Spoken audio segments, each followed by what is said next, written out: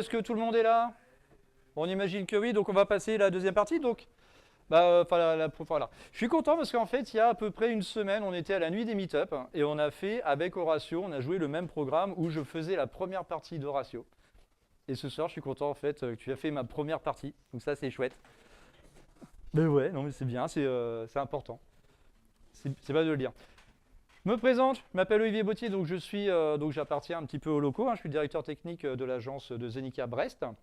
Ouais, merci. Non mais je commence à m'habituer à le dire, c'est chouette.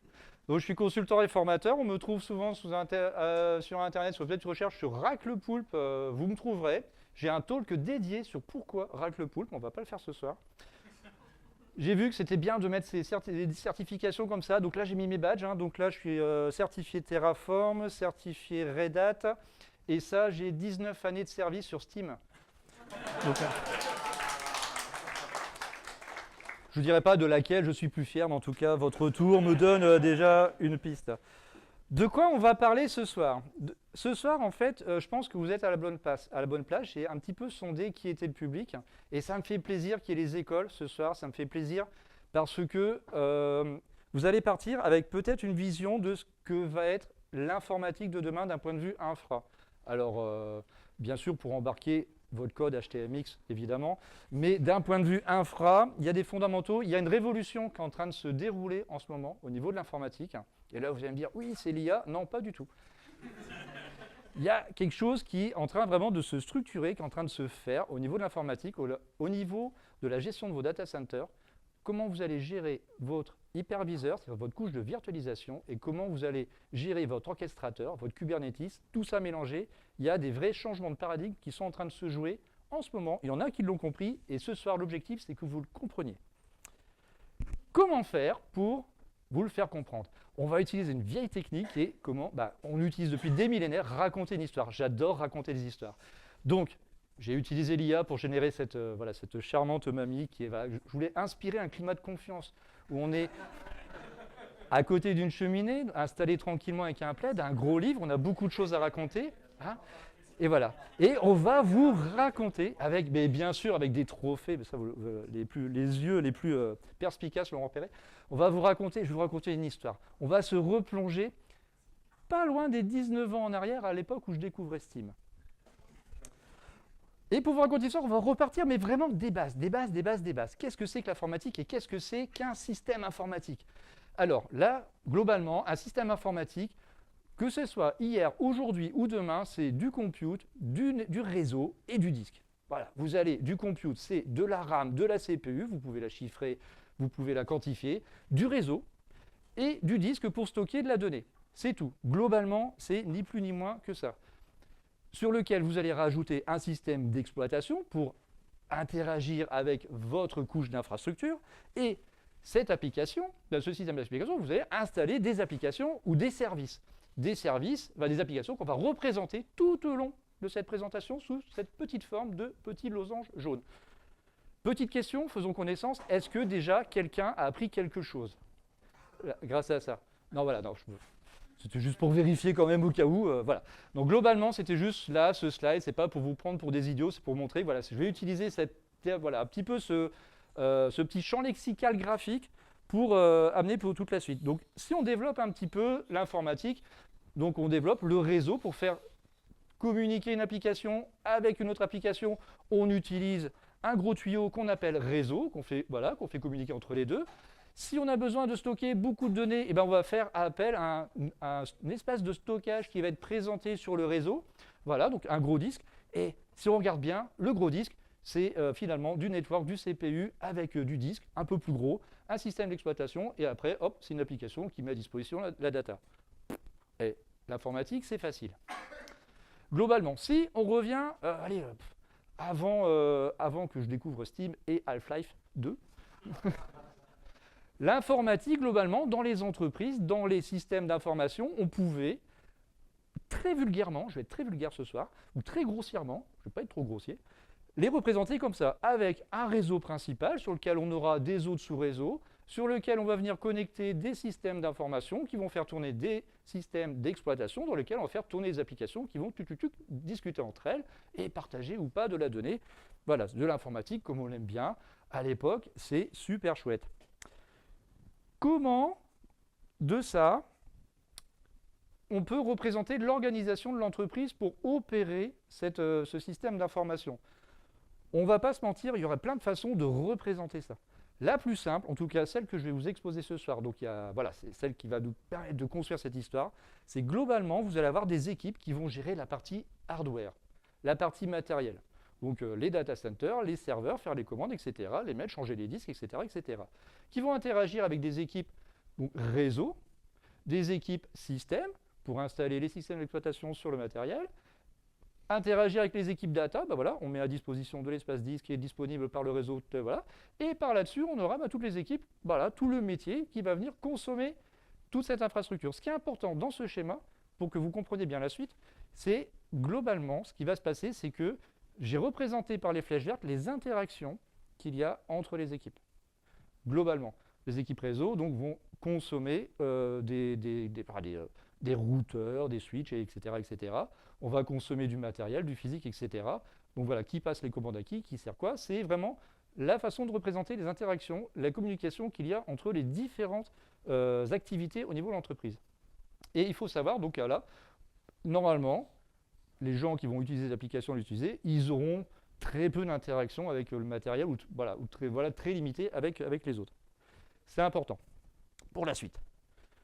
Autre chose importante à noter à cette époque-là, à mon époque, avant, c'est mon entreprise grandit et j'ai besoin de monter en capacité.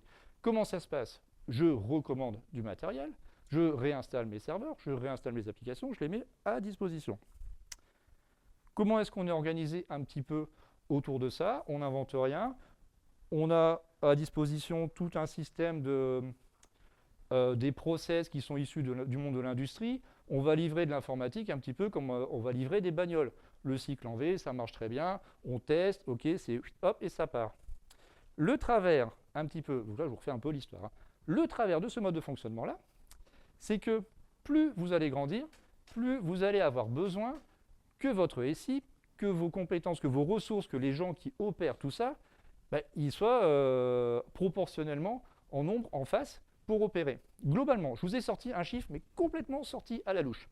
Si vous augmentez votre infra de 25%, vous allez augmenter votre capacité, votre SI va augmenter de 25%. C'est complètement arbitraire, mais ça va servir de base pour la suite. Grosso modo, c'est un petit peu ça. Donc on imagine, à l'époque, voilà, ça croît doucement. Et évidemment, les entreprises qui commencent, qui ont besoin de monter très rapidement en capacité, les problèmes, c'est qu'on ne va pas avoir à disposition masse de spécialistes réseau, etc., etc. On imagine tout de suite les problèmes qui peuvent subvenir. Pas de souci, on avance un petit peu dans le temps. Laissez-moi vous présenter un nouveau copain. Hypervisor, la couche de virtualisation. Pour vous présenter un petit peu ce que c'est que la couche de virtualisation, ça a été une solution, ça a été amené donc alors, on va le présenter d'abord. Vous vous rappelez un petit peu comment j'ai défini un système informatique. Un hyperviseur, c'est à peu près la même chose, sauf qu'à la place, donc là on est sur la couche réseau, réseau, CPU, RAM, etc., plus network, sauf qu'à la place du système d'exploitation, on va installer une couche de ce qu'on appelle l'hyperviseur. C'est une couche d'abstraction qui va dire, voilà, moi j'ai plein de ressources, et on va les découper ça en petits bouts, et je vais te fournir des machines virtuelles, des VM. Chaque VM, en fait, c'est un petit serveur qui ne sait pas, lui, qu'il existe sous forme virtuelle ou physique. C'est un petit serveur qui aura les mêmes propriétés que les autres, c'est-à-dire qu'il aura une interface réseau, un disque pour stocker sa data, de la RAM, de la CPU, un système d'exploitation, etc., etc. Ça a plein d'avantages. Et en fait, les entreprises ont commencé. Donc, alors, pour la petite histoire, je ramène, en fait, dès qu'il y a un petit fait historique, je ramène madame. C'est important. Donc en fait, là, j'ai classé un petit peu pour vous présenter les dates de sortie publique des principaux hyperviseurs. Donc VMware, c'est le premier à sortir, donc sorti en 2001.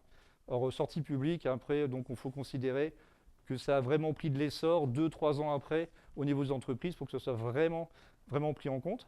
Donc Citrix, qui arrive en 2005. Le KVM, donc ça c'est la version embarquée sous Linux. En général, quand un truc arrive sous Linux, c'est vite adopté derrière. Donc après, il y a eu Oracle avec VirtualBox et Microsoft qui est arrivé dans la boucle après. Ça, donc en gros, qu'est-ce qui s'est passé? Que les entreprises, tranquillement, montaient en compétences, montaient en capacité et intégraient petit à petit la couche de virtualisation, s'organisaient. Jusque-là, pas de souci. Ce qui est important, c'est qu'il y a des événements qui font que, dans l'histoire de l'informatique, qui vont venir bousculer un peu les tendances, les habitudes et qui vont changer un petit peu la face du monde.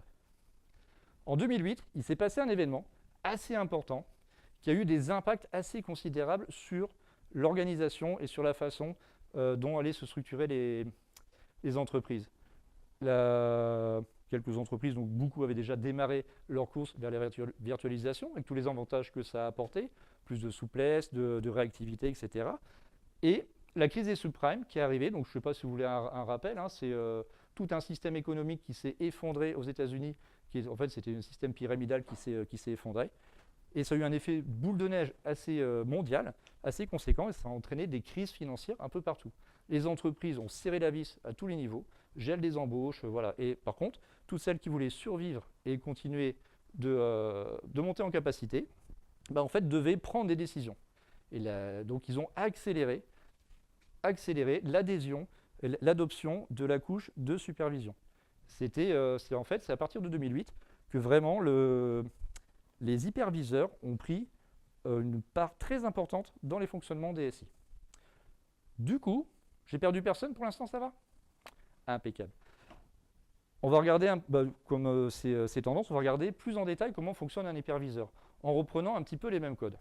Donc je rappelle, ça c'est un réseau sur lequel, et ça c'est une machine qu'on va représenter avec son interface réseau, son disque et sa CPU. On va reprendre un petit peu ça de manière constante.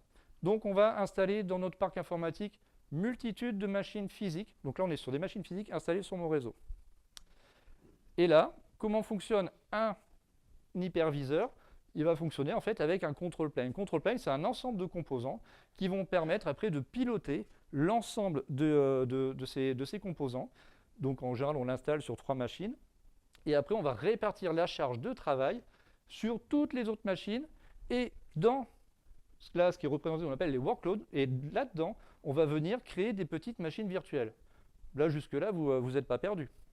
Donc voilà, donc ça a plein d'avantages. C'est super rapide, tout le monde est content. En plus de ça, on rajoute la gestion des réseaux. Donc on va aussi virtualiser la couche réseau. Et au final, qu'est-ce qu'on va faire? On va retrouver, parce qu'on ne les oublie pas, on a des applications qui doivent tourner là-dedans, et on les retrouve dans ce bazar. Plein d'avantages par rapport à ça.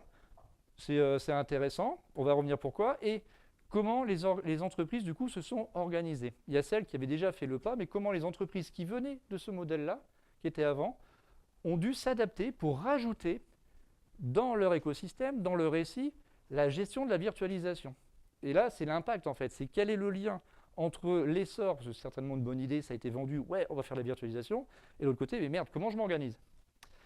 Comment on fait ça? En fait, voilà, on a rajouté donc les interactions, si on doit les représenter, la couche de virtualisation, si on dit, voilà, vous prenez tant de personnes, vous les intégrez, vous travaillez sur mon VMware, sur mon OpenStack, peu importe. Alors, en général, côté application, c'est cool. Eux, ils ont des serveurs plus rapidement. Ils peuvent déployer des applications sur des nouveaux systèmes d'exploitation qu'ils n'avaient peut-être pas à charge avant. C'est plus facile. C'est mis à disposition. Eux, on va dire que là, la relation, c'est plutôt fluide. Pour eux, c'est une vraie valeur ajoutée. Par contre, là, on se retrouve avec des petits soucis. Il a fallu adapter, maintenant, ramener les compétences de virtualisation au niveau des équipes réseau, au niveau des équipes système, au niveau de la data. Ce n'est pas anodin dans le mode de fonctionnement d'une entreprise. Et à savoir, du coup, où vont les compétences? Est-ce que je ramène des compétences de virtualisation dans mes équipes réseau ou est-ce que je ramène des compétences réseau dans ma virtualisation? Globalement, c'est un petit peu ce qui s'est passé parce que la gestion des réseaux dans un OpenStack ou dans un VMware, c'est pas rien. Et on peut très, très, très rapidement faire de la merde.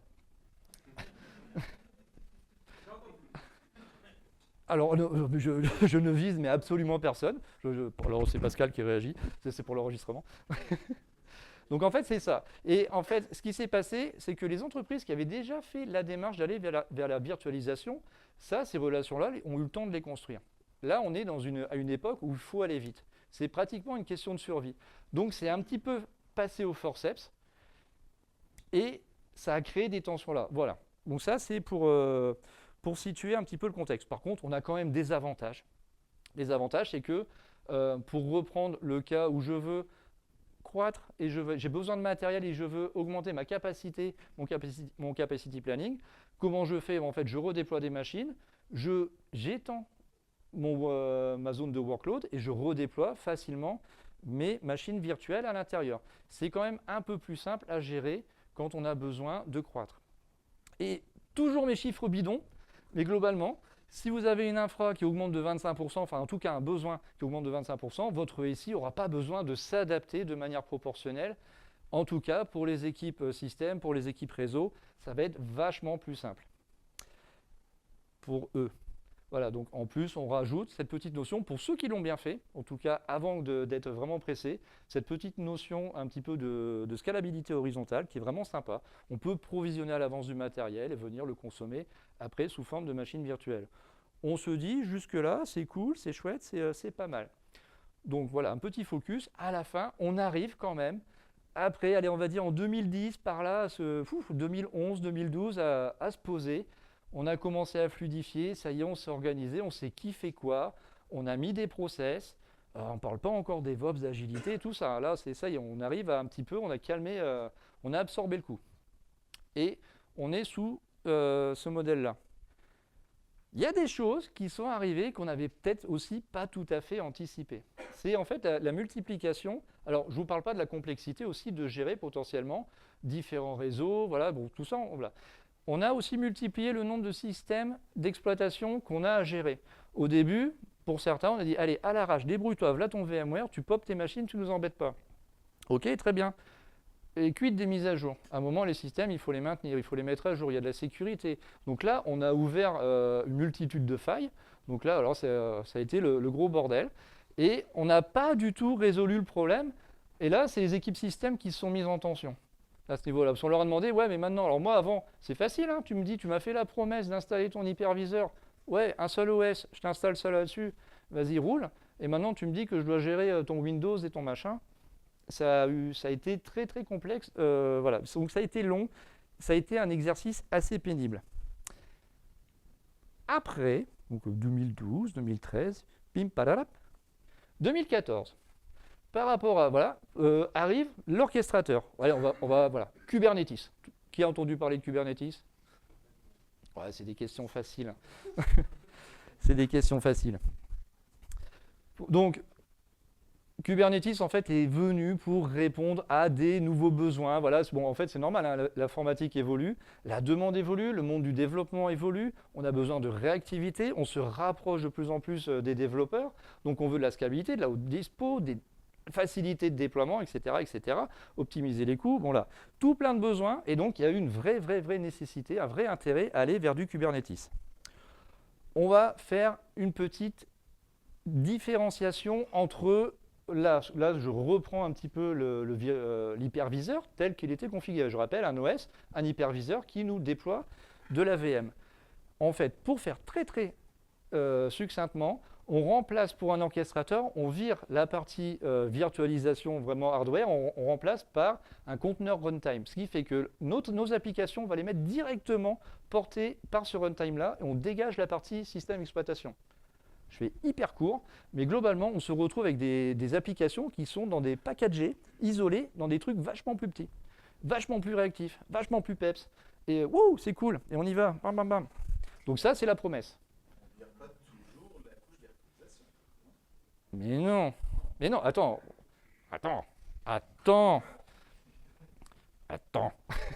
Voilà, ça c'est juste pour vous expliquer comment fonctionne un orchestrateur par rapport à un hyperviseur. La promesse est chouette. Donc là, globalement, on dit ok, machin, nanana, super, on y va. On a convaincu nos directeurs, ouais, nous, on a une grosse pression, on veut y aller. D'accord, j'ai bien compris, mais sur quel OS et sur quelle plateforme? Donc là, il y a un choix à faire. Il y a un choix. Pilule rouge.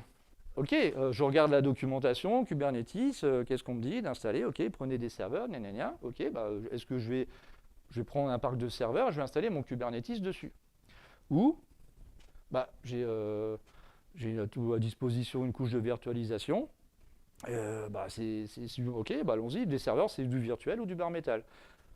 Donc, qui prend la pilule bleue? Là, dans l'assemblée, on va faire un petit sondage pour me dire on va partir sur du bare metal. Ok, donc je vois, il y a à peu près 4-5 mains qui se lèvent la main. 4-5 mains qui se lèvent, ouais. Ok, je vois. Et la pilule rouge, qui irait justement dans la couche dans l'hyperviseur qu'on vient de... Normalement, voilà, si je... Alors, ceux qui votent pas, c'est pas sympa. Donc, voilà. Globalement, ça va être une majorité de personnes qui ont dit que ça allait sur l'hyperviseur. Que nous dit l'histoire? Globalement, l'histoire nous dit, tadam, vous avez raison. Alors maintenant, on va vous expliquer pourquoi. Ce n'était pas vraiment la bonne solution. Revenons dans le scénario où on se dit, ouais, non, on va faire du propre et on va installer ça sur des machines physiques. Ok, tu as une nouvelle techno, allons-y. Qu'est-ce qui va se passer d'un point de vue organisation? C'est ok, d'accord, tu veux faire ça, mais c'est-à-dire que pour livrer tes applications, tu me retires toute la partie virtualisation et tu me la remplaces par l'orchestration. Je viens de perdre un rein, un bras, je viens d'en chier, à transformer tout mon SI pour rajouter une couche, un niveau, un layer aussi dans mon organisation, et tu me dis, là, on remplace tout, et là, tu imagines les tensions, il faut que je reforme des gens au niveau du réseau, orchestration vers réseau, réseau vers orchestration. Mais non, ça, c'était pas entendable à l'époque. Par contre, ton truc là de hipster, regarde là, ton machin, tu me le fous là-dedans, tu demandes à Polo qui te libère de 3 machines, tu vas l'installer ton truc, tu fais ton POC. Globalement, ici, là, tes hipsters, les développeurs, ils vont être contents, il y aura un truc rapide. Et eux, tu me les laisses tranquilles, ils en chient. J'ai des gens qui vont partir sinon. C'est la guerre. Et après, tu verras avec eux comment ils se démerdent. Mais globalement, voilà, il n'a que ça à gérer. Donc globalement, qu'est-ce qui s'est passé? Ça a été le choix. Ça a été le choix qui a été fait par souci d'économie, de confort, une bonne idée, sans penser à 2-3 éléments que je vais vous montrer. Si on reprend, qu'est-ce que ça veut dire d'installer un orchestrateur dans un hyperviseur? On reprend notre hyperviseur. Je ne vous refais pas tout le chemin, mais globalement, notre control plane est là, notre OpenStack ou whatever, et vos serveurs sont ici. Qu'est-ce qu'on installe? Ok, on déploie des machines virtuelles. On déploie, je fais super bien le vraf, du réseau. Et là-dedans, un nouvel ami, un nouveau control plane. Vous vous rappelez le titre du hyperviseur orchestrator, la bataille des control planes? Voilà. Un nouveau control plane, mais celui-là, c'est un control plane en fait, qui aura exactement le même rôle que le control plane de mon hyperviseur de gérer mes machines virtuelles. Ce control plane-là aura le rôle de gérer mes conteneurs. Voilà, il est mort, je le ressuscite, etc., etc. Je fais vraiment très court. Voilà. Et ce control plane s'installe sur des machines donc virtuelles, qui ne savent pas qu'ils sont virtuelles. Et les workloads, en fait, là où vont être déployés les conteneurs, sur les autres parcs de serveurs. Kubernetes a une petite particularité, c'est qu'il vient aussi avec son système de réseau, son système de network. Il dit, allons-y, on va faire, voilà, je prends là, paf. Donc là, on commence à avoir un petit truc assez sympathique. Et là-dedans, on n'oublie pas qu'on a des conteneurs à déployer, donc on va déployer nos conteneurs. La petite représentation, alors pour ceux qui ont des très bons yeux, donc c'est vraiment un petit rectangle rouge pour représenter le conteneur, et le petit rectangle blanc à l'intérieur du conteneur, c'est pour représenter l'interface réseau. Ça va vous permettre d'imaginer, quand on installe au final notre application, parce qu'à un moment l'application elle arrive à bon port, notre application qui est là, qui veut communiquer, admettons, avec une autre, et là on est simple, imaginez le parcours, le nombre de sauts, le nombre d'interactions qu'elle doit faire, le nombre d'experts réseau qu'il faut pour faire communiquer un HTMX et un serveur chez Clever qui serait... Enfin, bon, bref. Non, mais voilà. Donc, en fait, on est arrivé... Ah, mais c'est ça, ouais. On est arrivé quand même à, je pense, l'assumer en le disant que par un mauvais choix, à des situations un peu compliquées. Et je pèse mes mots. Qu'est-ce qui se passe d'un point de vue... Donc on s'est dit, ok, on va par là, donc je rajoute mes experts dans mon organisation, mes experts orchestration, qui vont venir interagir avec mes experts, voilà, mes spécialistes virtualisation, etc. Donc on a à peu près, mon organisation s'est transformée. Il faut savoir qu'il y a un principe qui est très simple dans les SI, c'est que plus vous éloignez les couches l'une de l'autre, moins bien ça va marcher. Hein. Enfin, ça, c'est la théorie Bautier, vous pouvez l'appeler comme... Mais en gros, ça, c'est pas bien. Donc, si on résume, voilà. Globalement, voilà, il y a des entreprises qui ont fait le choix, donc, que je vous ai expliqué un petit peu, pour arriver aujourd'hui à ce niveau de difficulté-là. Et effectivement, on est un petit peu, on le ressent dans beaucoup d'entreprises. Alors, on a la chance d'en voir quelques-unes du fait de notre métier. On va voir les clients, et il y en a beaucoup qui se retrouvent aujourd'hui dans des situations très, très, très tendues à ce niveau-là. D'un point de vue OpenStack, il va y avoir un manque de ressources. OpenStack, c'est un des principaux hyperviseurs du marché, qui est libre, qui est porté par la communauté, porté par Canonical, porté par Red Hat. L'expertise, c'est compliqué d'en trouver. On a des acteurs, on a beaucoup de gens qui font de l'OpenStack à Brest, OVH, etc. Mais Arkea aussi. En matière d'OpenStack, voilà. Non, mais c'est bien. En fait, c'est maintenu parce qu'il y a une communauté qui l'a fait vivre et c'est bien. Par contre, c'est très tendu. C'est très tendu pour faire évoluer. C'est très tendu pour suivre un petit peu les différences d'évolution. Et aussi, ce qui se passe. D'autant plus que sur OpenStack, ça c'est peut-être quelque chose qui va être intéressant pour ton talk, justement. C'est une version tous les 6 mois. OpenStack, c'est une version tous les 6 mois, me dit. Voilà, donc en fait, c'est ça, c'est exactement ça. C'est des mises à jour et vous avez de la chance de pouvoir les faire. Il y a des systèmes qui sont à ras, des SI qui sont à ras, qui n'arrivent plus à faire la mise à jour de leurs infras. Ils ne peuvent plus, ils n'arrivent plus à arrêter. Ça a été virtualisé à mort. Les équipes étaient très petites. On dit, voilà, vous n'avez pas besoin d'être nombreux. Vous cliquez sur des trucs et on a plein de machines. Bah oui, ils n'étaient pas nombreux, ils ont fait ce qu'on faisait plus, donc ils disent, blaf, des clusters, mais énormes, qui font papa-maman. Dès qu'il y a un truc qui tousse quelque part, il y a tout qui s'écroule. Donc, j'exagère pas, c'est la vraie vie, Ne faites pas ça. Si quelqu'un vous dit qu'il va faire ça, tapez-le. Tout de suite, avant qu'il fasse plus de dégâts. Non, mais j'exagère, mais en fait, là, on est vraiment dans une vraie situation de tension. Hop. Laissez-moi vous parler d'un nouveau copain. Voilà, KubeVirt. Après, on dit, voilà, on va essayer de trouver une autre solution. Aujourd'hui, les entreprises, alors on n'en est pas, on est à 4-5 ans. On dit, faut faire autre chose pour la virtualisation, il faut changer, ok, VMware, OpenStack, même combat, qu'est-ce qu'il y a? Donc, il y a toujours des apprentis sorciers magnifiques qui nous sortent des produits géniaux. J'adore, c'est ce qui fait l'informatique, c'est ça. On teste un truc et pouf, ça marche.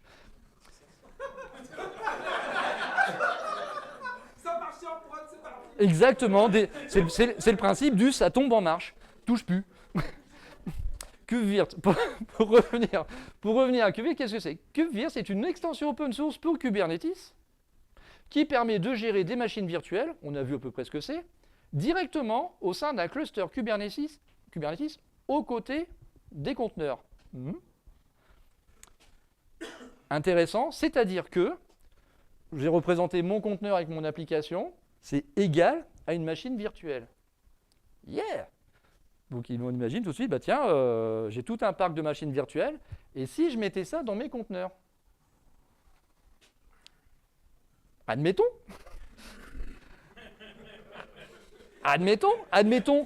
je vous rappelle, petit détail amusant. Toute l'histoire que je vous raconte là, c'était il n'y a pas si longtemps, c'est que les gens qui ont pris les décisions de base, ils sont encore dans l'entreprise. Ils sont encore là. Ils ont encore une grande capacité de nuisance. Donc,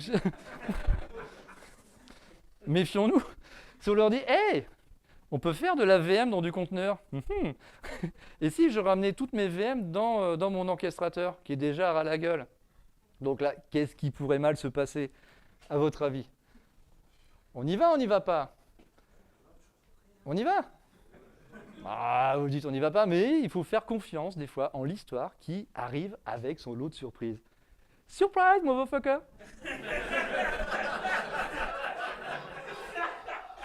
Qu'est-ce qui pourrait mal se passer?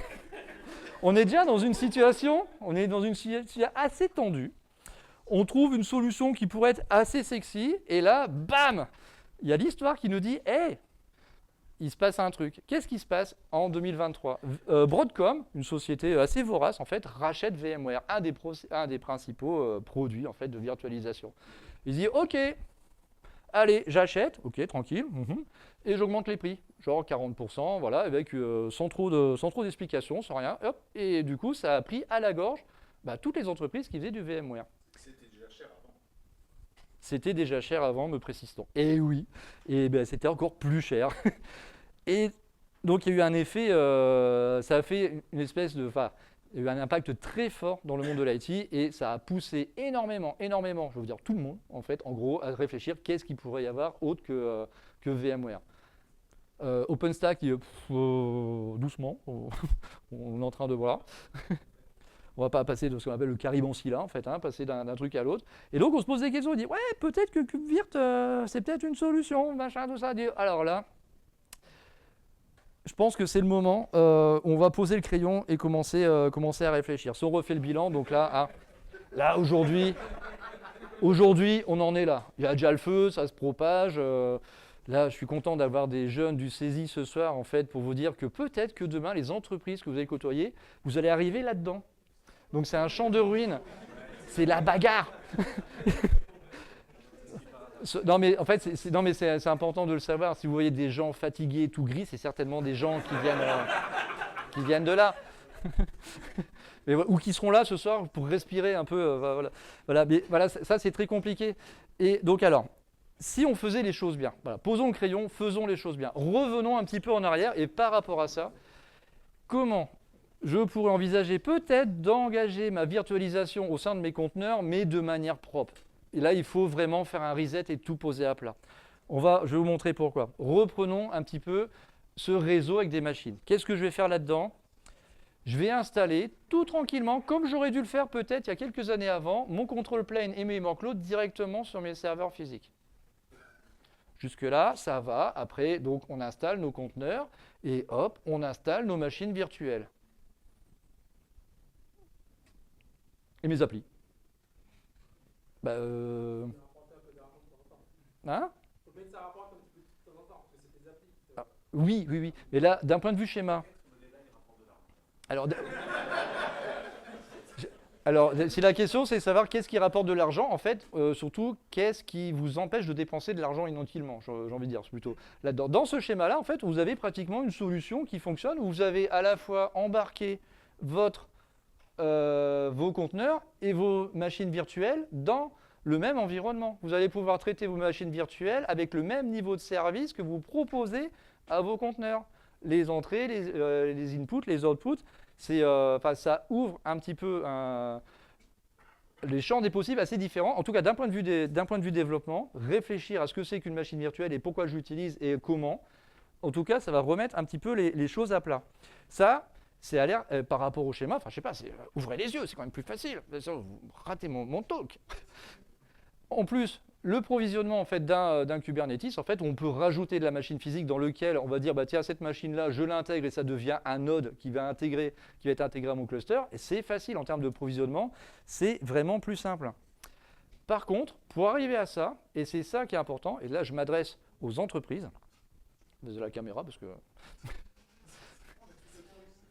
pour arriver à ça, ça va avoir une certaine stabilité, par contre ça a un coût. C'est un coût qu'il ne faut pas négliger et qu'il faut envisager. Si on veut ouvrir la porte et aller sereinement vers ce modèle-là, donc vers celui-là, il va falloir réorganiser son SI en conséquence.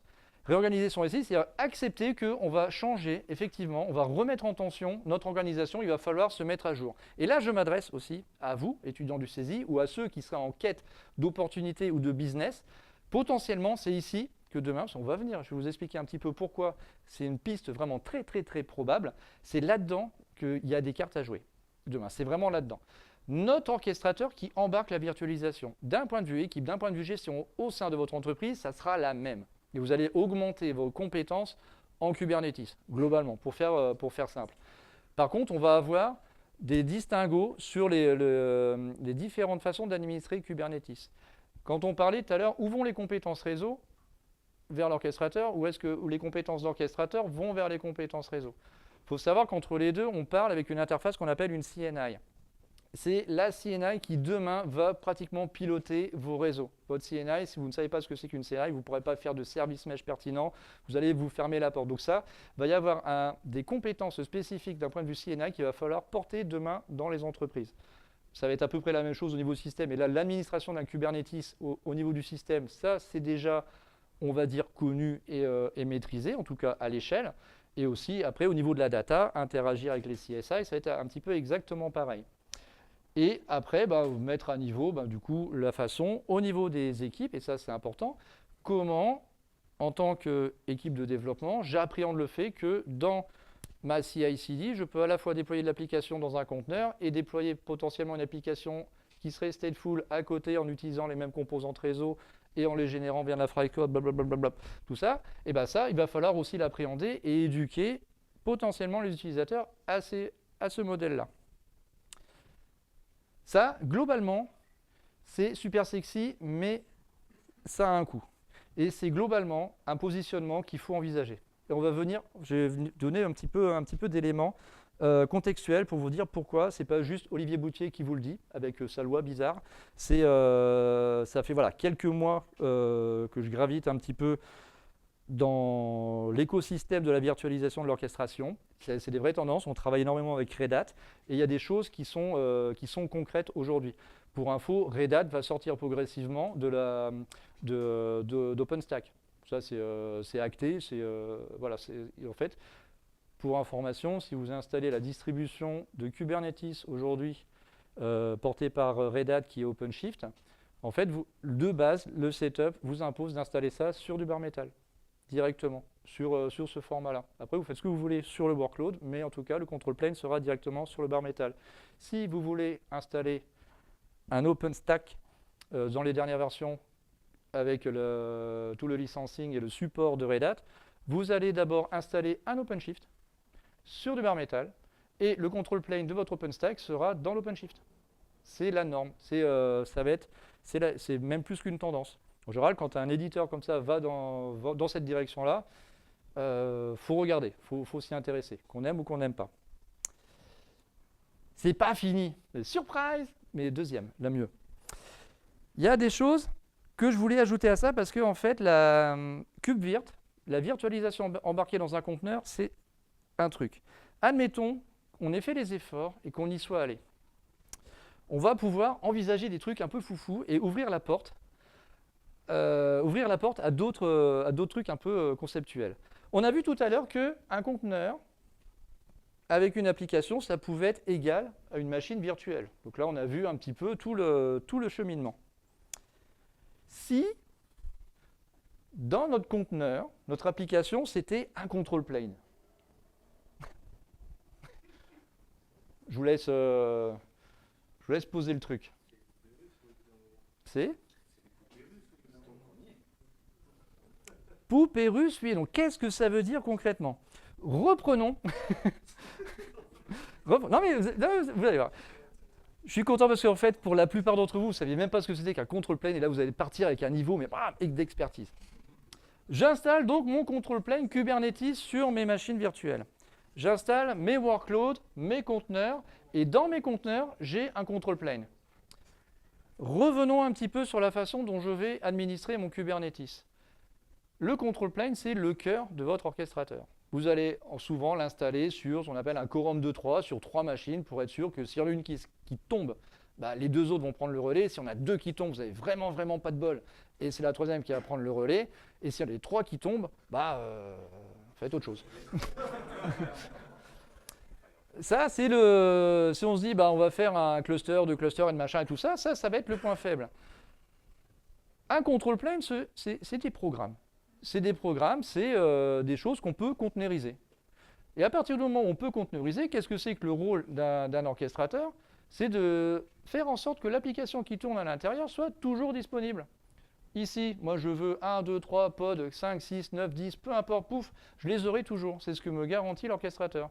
Ce qui fait que là, on peut se dire, j'en ai plus qu'un à surveiller, un pour les gouverner tous, Et là, là-dedans, je peux commencer à déployer des petits control planes qui vont, eux, être des clusters qui vont être ailleurs, dans d'autres serveurs. Et là, j'ai plus besoin, en fait, là, sur mes serveurs physiques, je vais leur dire, bah, toi, tu es un nœud, c'est du bare metal, alors ça, c'est aussi intéressant, et dans lequel je vais déployer mes applications directement.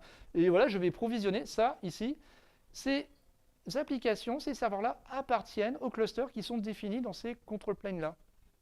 Et ça, c'est cool, parce que regardez, hop, je rajoute des serveurs, et tadam, un nouveau cluster, dans le même. Et pif, pif, pif. Et là, c'est deux serveurs ici, c'est des workloads pour ce control plane-là. Ici, en fait, pour déclarer un nœud, je lui dis, bah, c'est juste une machine et une adresse IP. Je dis, vas-y, va t'installer. À partir du moment où j'ai un kubelet qui peut tourner dedans, ça peut être un nœud. Ça, c'est votre Raspberry, c'est votre téléphone, c'est votre machine sur votre hébergeur de cloud préféré. Ou un autre. Et d'un point de vue management, alors là, c'est hyper facile. Vous pouvez prendre des dernières nouveautés, des gros serveurs, des petits, des moyens, toutes les casseroles qui traînent, vous les mettez sur votre réseau. Et finalement, après, vous pouvez dire, bah, tiens, ça c'est pour tel cluster, tel cluster, tel cluster. Et globalement, ici, vous pouvez pratiquement provisionner et faire du bare metal as a service. C'est fou, non? Et tout ça, sans avoir modifié votre organisation que vous avez mis en place déjà juste pour intégrer le fait d'avoir vous déployer vos Kubernetes, vos orchestrateurs dans du bare metal. Vous n'avez rien à changer puisqu'en fait, ici, qu'est-ce que vous faites? C'est le gap, c'est de la compétence d'administration Kubernetes qui va vous permettre après d'envisager ces scénarios-là. Et ça, d'un point de vue réseau, c'est hyper plus facile. D'un point de vue cloisonnement, vous pouvez faire des choses vraiment plus pertinentes. Les équipes réseau peuvent dire, voilà, on pouvait faire des régions, vous pouvez faire des availability zones, vous pouvez vraiment faire des choses intelligentes sans qu'il y ait d'impact sur le reste. Sachant que, cerise sur le gâteau, cherry on the cake, tout ça, c'est codable, c'est de l'infra as code. Donc tout ça peut être automatisé aussi. Donc voilà, un petit peu, ça, je trouvais ça important de vous dire que la tendance, en fait, ce n'est pas juste une tendance. Ce mode de fonctionnement-là existe. Il y a donc Red Hat, juste pour les citer, ont déjà mis en place et ont déjà packagé l'offre. Et elle existe. En fait, vous allez voir sur le site de Red Hat, elle s'appelle, c'est Hypershift. En fait, et c'est la façon aujourd'hui dont Red Hat déploie ses clusters. C'est la façon aussi, les Hosted Control Plane, parce que c'est le nom de cette technologie, c'est ce qui est employé dans la plupart des fournisseurs de machines virtuelles aujourd'hui. Et cette fois, c'est fini. Donc merci de votre attention. Donc rappelez-vous que globalement, si vous êtes un petit peu curieux, un petit peu, voilà, si vous aimez la techno, si vous aimez, voilà, intéressez-vous au réseau, il y a des opportunités de malade sur la gestion, administration Kubernetes et c'est un vrai truc. Juste pour rappeler, si vous voulez faire un petit feedback, c'est là. D'un point de vue calendrier, le prochain meet-up, donc vous pouvez prendre ici, vous pouvez vous inscrire sur le meet-up de la Night Class Zenica, c'est le nôtre, et on peut se donner rendez-vous le 29 octobre, ici même, aussi nombreux j'espère, et on fait venir un collègue de Paris en fait, et Yannick a travaillé sur toute une étude sur le service mesh, un petit peu, sur, voilà, on veut présenter le service mesh à l'état de l'art, on va parler voilà, de service mesh, etc., en lien avec les CNI peut-être, oui, je ne sais pas. Et voilà, je vais vous faire un petit feedback, si vous avez aimé cette présentation, si vous voulez me donner de l'argent, donnez directement aussi. Surtout, n'hésitez pas. Merci beaucoup, et on va pouvoir boire un coup.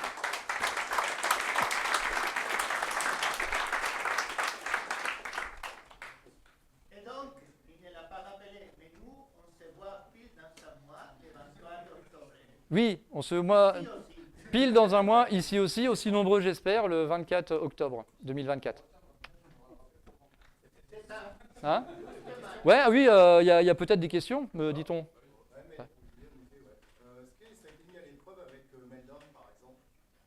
On savait que ce type d'attaque, en tout cas, pouvait rendre des couches de supervision. Mais côté orchestration, je pose du coup la question. Alors la réponse, c'est que j'en ai absolument aucune idée. Voilà, globalement, je ne sais pas du tout. Là. À tester, quoi. À tester, certainement. Plus exposé que si tu avais une couche d'orchestrateur normal. C'est-à-dire c'est par là que tu vas devoir iron, comme on dit ça, pardonner, protéger ta couche d'orchestration comme d'habitude. Donc avec des limitations de t'empêche d'enlever la privilège, tu hardonnes, je sais pas comment dire en français, tu durcis. Ouais, merci.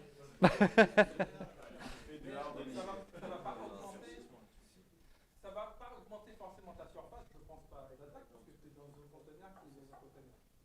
Ouais. Tu sors du premier, et tu sors Vous du savez que deuxième. Meldon pouvait remonter facilement les couches à un moment donné, à un moment d'ouverture. Ouais, mais on va dire, c'est pas que ce soit fermé, mais c'est mitigé. Ok. Non, ce que tu dis pas, c'est que le meltdown, c'est un problème de l'opérateur en dessous. Oui. Parce que dans ton schéma qui est très beau, tu as oublié un truc. Oh, ça... Encore la VM de l'opérateur qui vend les Ouais, mais oui, mais à un moment, je peux pas. J'ai- C'est un problème de CPU. C'est une taille CPU. Donc, ça se corrige au niveau du CPU. Dans les processus de DOS, quand tu bootes, tu as un truc qui vient patcher le CPU à chaud.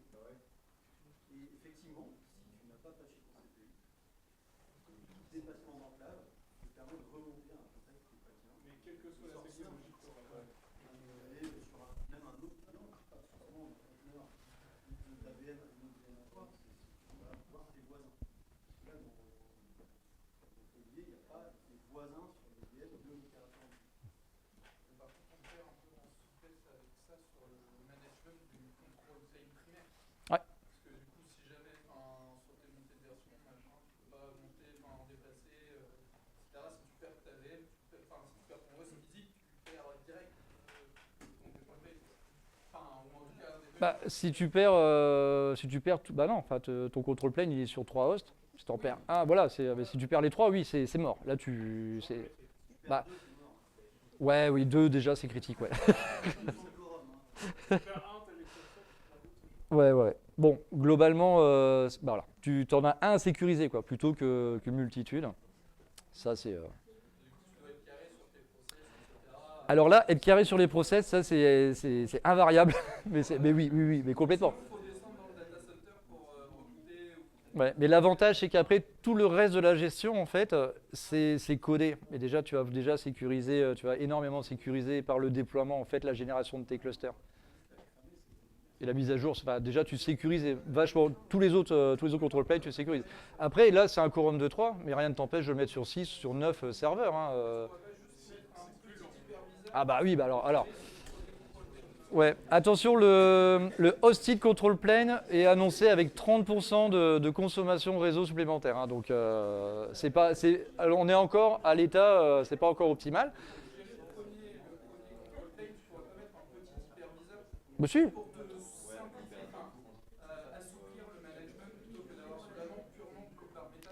Ouais, mais du coup, ton petit hyperviseur, il faudrait qu'il ait un control plane aussi. Bah après, si le control plane tombe, ton workload continue de tourner normalement. Hein?